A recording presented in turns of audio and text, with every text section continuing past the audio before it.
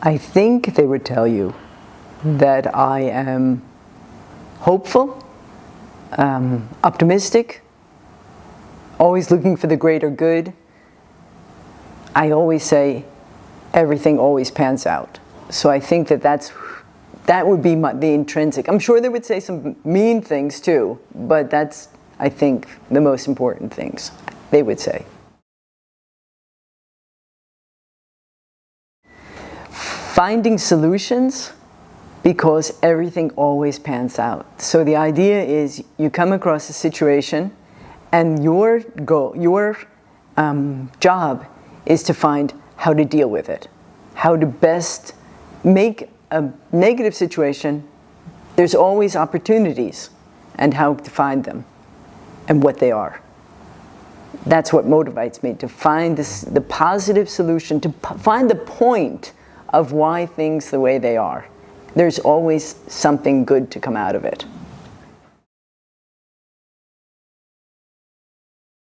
My thing is wealth inequality, and it has always been a topic on my mind. Why are things the way they are? Why is the distribution of things so as it is? It's just not fair. And I've always looked for solutions. I've always considered what could make a difference. What could I personally do to make a difference? Since I was a small kid, my idea was always to change the world. And I never really found my niche of where that is. And now I think I have. So it's the desperate need to make a difference in the biggest problems that we have. Now, I know there's the environment and there's a lot of other problems, but wealth inequality is, for me, a fundamental problem that we have to solve.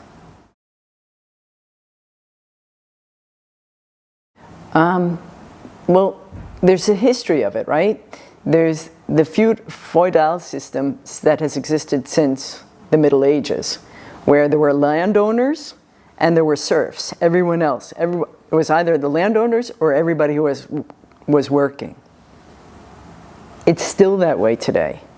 There are the shareholders and there are everybody else who's just working. And that's where this inequality comes from. But your question was, why is that so important for me? And the reason that that's so important is it's just basically not fair. There's so many things that are unfair in this world. But this is something that we have control over. This is something we can change. It's man-made. We decided that this is the way it is, and it doesn't have to be. We can change that. We may not be able to change the seasons. We may not be able to change disease, maybe. But this is something that is totally in our control. And it's not only in the control of the shareholders, but it's in the control of all of us. I totally have a vision, and I understand. First, I have to say, to communicate the idea. Yeah, the reason that this idea is hard to communicate or to translate to people's lives is because everybody's busy. Everybody's doing their thing. They have to have enough money to pay for their children's meals and education and sneakers and whatever it is. They're busy. I understand that. This is not, my thing is not everybody's thing. And so I understand that when I'm talking about this, people are saying, yeah, but I have to work now and I have to do this, and they're busy. I mean, Obama talked about that, how people are busy doing their things, and it's not because they don't care about the environment or they don't care about inequality, but they're busy doing their things. And so my idea is to translate the way things are, this economic situation, this economic inequality, into a verse, and within a context that everyone understands. That's what a little bit the problem also is right now people have not been addressed. Only the shareholders have been addressed until now, and not the consumers, the people who are actually driving, making the shareholders wealthier. All of us, everyone. look, there's people who are driving the economy. There are people who are consuming. There are people who are buying things and are living their daily lives and buying iPhones, and they're buying fruits and vegetables, and they're buying things, and that's making a small part. They're buying chocolate. That's making a small percentage of the population wealthier, because they own those companies that make that. And so these people, so it's kind of like the feudal system still, because these are the workers, and they're contributing to the wealth of the property owners, the shareholders. And so why don't they realize this? Because nobody's talking to them about this. Nobody's talking to them at eye level about, this is the way, look, please look at this. This is the way it is. Why aren't the shareholders talking to that? Why aren't the people who are? Because what's in it for them? I mean, it's not, I'm not talking about making this a Marxist society. I'm not talking about everybody owning equally everything. I'm talking about everybody owning everything, but to different degrees. And I don't think it would affect the people who are shareholders today if more people were shareholders tomorrow. I don't think it would affect their wealth at all. But it would be just a fairer distribution of everything. And everyone has a stake as a consumer, everyone is stakeholders. I don't understand why everybody shouldn't be a shareholder.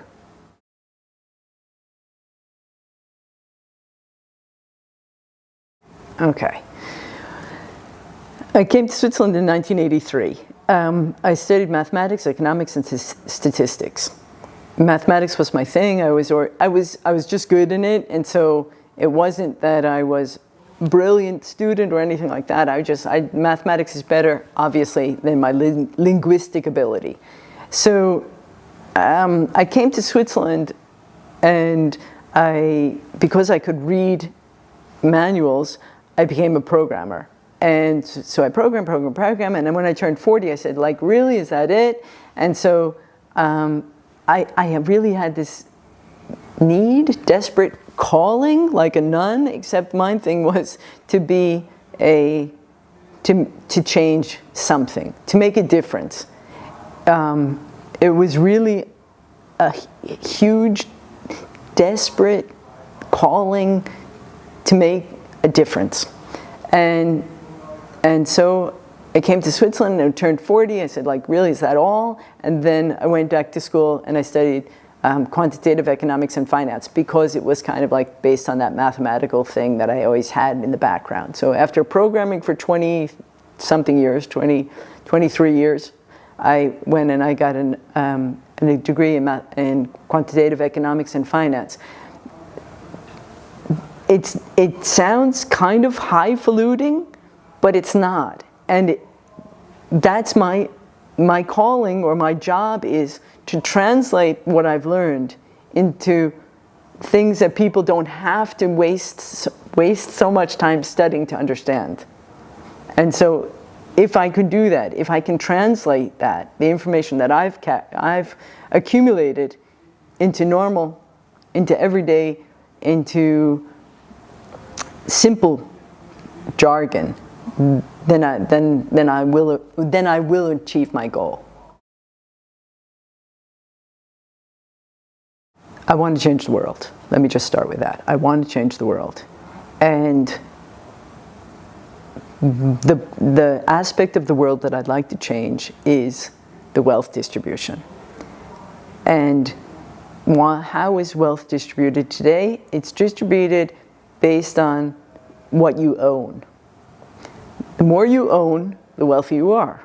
It doesn't make a difference really how much income you have, how much you earn, because that what you earn, you're going to use for your daily things, and you're going to pay your taxes, and you're going to get by. The money that you earn, you use. But wealth, on the other hand, if you have assets, if you have financial assets, that is what's going to make you wealthy over time. Not your income, but your assets. So that's the basic understanding, my understanding. And so to get in touch with, to to translate this message for everyone else, they have to understand that that's the difference. Holding cash is a bad idea. Having a lot of money in a savings account is a bad idea. In Switzerland, on average, you're going to pay 3% per year in a private savings account. To banking fees, to the negative interest rates that you don't have to pay, kind of, to the banking fees, everything, you're going to pay 3%. So my solution to this wealth distribution problem is to be able to make everyone understand that owning capital, owning assets, owning a house, owning property, owning a company is better than holding cash. So how can I get that message across? Well, I can get that message across by financial literacy, by talking about it, by teaching it. That's part of my solution. But the other part of my solution is addressing banks, addressing brokerages. The problem is, until now, owning capital has been owning capital, you've kind of been in a club of capital owners, of shareholders. And it wasn't easy to get into that club because you had to have a certain level of wealth in order to get into that club. Because the fees were so expensive, because if you didn't have a lot of money, it was at best a zero-sum game, at best. So I had to negotiate with 17 banks until I find one bank who said, okay, this is a good idea, your idea is good. And they came across and they made it possible for people with little wealth to also start. Not no wealth, but a little wealth. I would like it to be available also for people with no wealth. But the idea would be, now that I found this one bank, that I could convince all of the banks that this is a good thing to do. And there's very many reasons why this is a good thing to do. One of the reasons is that we know, there's empirical evidence, that the greater the stock market participation in a country, the higher its GDP is. And the reason is more people are investing in different things and giving all those companies money to innovate.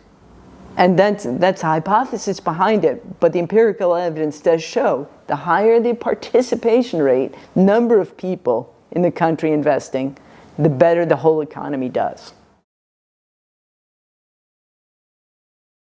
I have this idea that wealth inequality is an issue and not enough people are owning equities. I have this idea, I believe firmly in it, and I say, what could I possibly do to translate this idea into action? And so I went and I actually, there's something called a Bloomberg Terminal light, Bloomberg Terminal, and I wanted to make a light version of it. What it is, it explains what equities are and what dividends are. It explains all of the attributes of the stock market, of companies, of the financial holdings of companies. And I wanted to make an easy version of that for everyone to understand.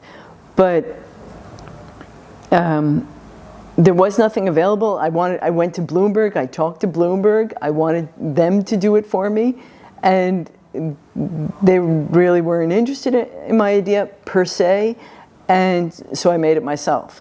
So I made this platform. The idea, this invested.ch platform, is to help people, to support people in their version, in their road, in their path to financial literacy. So the idea is, look at this thing, look which companies pay the highest dividends. Okay. Look which companies pay the higher dividends, and then choose the companies you know out of that. Choose the companies you know and that you like. Your car insurance, your favorite chocolate maker, your favorite telephone services provider, whoever it is. Look through this, and they're paying like maybe between 4 and 6% dividends in a year. Well, that's 4 or 6% more interest on your money than you're getting in your bank account. Okay, so that was my original idea, to be able to explain to people, like, look, you too can get involved. You too can profit from a growing economy. And then the next step was to find somebody where they actually could buy and sell stock, buy and sell, or hopefully buy and hold stocks for a longer period of time without having to pay a lot of fees. So that's where the members, and I don't really like to call them customers because I'd really prefer that they're members and that they're actually helping each other. That's where the members profit. They profit in two ways, basically.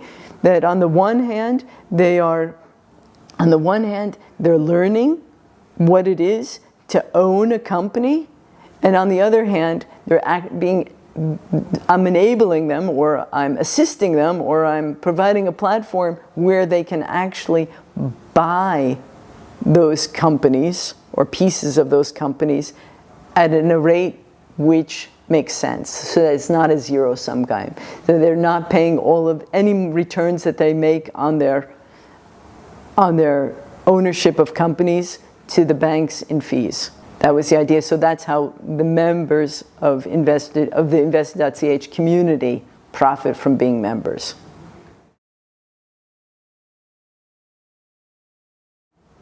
Okay, the short-term benefits would be learning. So they've raised their consciousness. I don't even want to call it educational level because it's consciousness of knowing what it means to own the economy.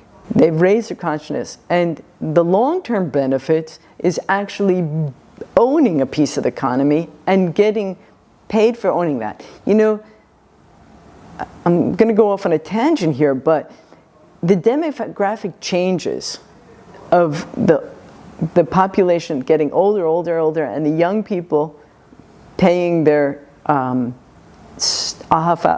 AHV, their Social Security, their first pillar, second pillar, third pillar, that's not going to be enough for them when they get old, because the systems, the first pillar of Social Security in Switzerland is a pay-as-you-go system.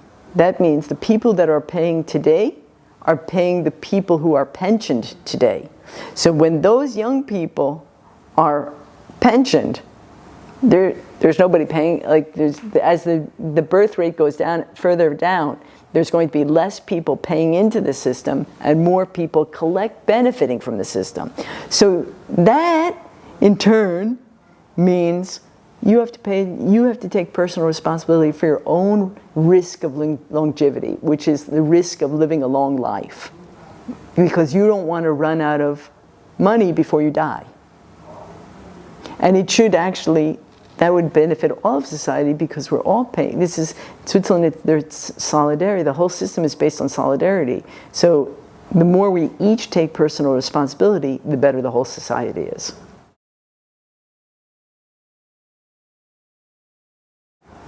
I would like everyone to take personal responsibility for their financial future. I think the whole society would benefit from that if everyone, I compare it to the way the medical system has evolved over time. So doctors used to be like the gods in white coats. And now people understand, like nutrition is important and exercise is important. They maybe always did it, but now they understand that it's important for their longevity, for their well-being, to be active, and they do a lot themselves. They look up a lot themselves. Well, I would like to transfer that understanding of physical well-being to financial well-being, and for everyone to understand that they are responsible for their financial situation. It's not the state that's responsible for you, but you are responsible for yourself. And you can be, and it's not rocket science. So what I'm saying to you is I want you to get invested, to own the economy. I want you to go out and buy those shares of those companies you respect and those companies you think are good and are valuable. I want you to make that step into ownership and thereby making the whole economy, the whole society fairer by us all owning a part of it. And you can do this, and this isn't hard. So please, please listen to my message. Own it. Ownership is the difference between an unfair society and a fair society. So help me do this.